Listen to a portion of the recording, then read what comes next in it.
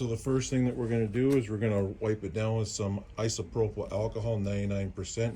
Pour some on there because you want it to soak down into the leather and remove all that oil. And now this is going to remove all the oil and protein-based stains. Just spray it onto your cloth. Just gently just wipe the area down. Let that dry, and then we're going to start to apply the leather repair cloth. We're just going to sort of put that in the middle just like that. So now we just need to feed the cloth. Sort of get it like this. Push it in. Just like that. And then the other side. It'll be a little bit tricky, so take your time. Sort of put it in there like that. And you can take your palette knife to help you get it in there. Use your fingers. Now this is ending right about there. So here we have that. Okay, that looks pretty good. So now we're going to open up the leather filler. Beautiful consistency, as you can see here. It's not going to be running out or anything like that. Open the lip. See how we're opening it? So you want to get the filler all in and around the perimeter of the rip. And that's what we're doing.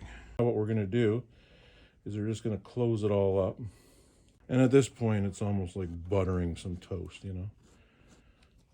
See?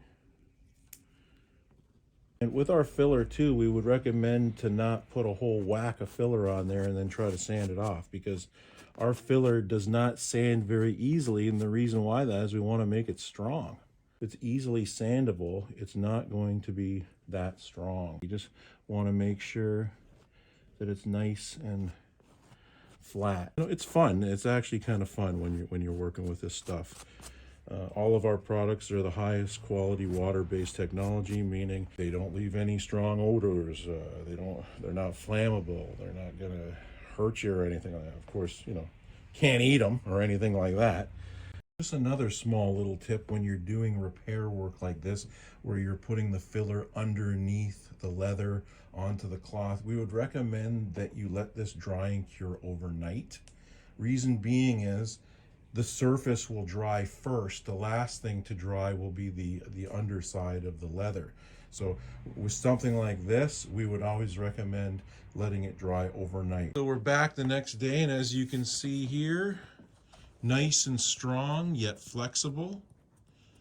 That's what we want.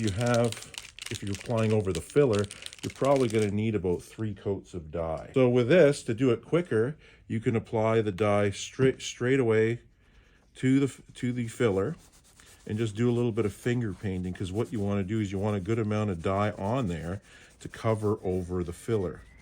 If the filler is not completely covered, you will see it sort of shining through the dye. It's sort of ghosting. So this looks pretty good to me. I'm right in front of it. So we're just gonna dry this up and we'll be back to seal it. Get yourself a fresh sponge, shake the bottle of sealer, spray it onto the sponge evenly, just like that. And basically all you're gonna do is just gonna wipe it in. You're just gonna put a thin coat on here, just like that. Dry that up. It feels like brand spanking new leather. So as you can see here, there's the repair. There used to be massive holes here and all kinds of massive cracking. And you got a brand new satin shine. There it is here from a little bit of an angle, different angle.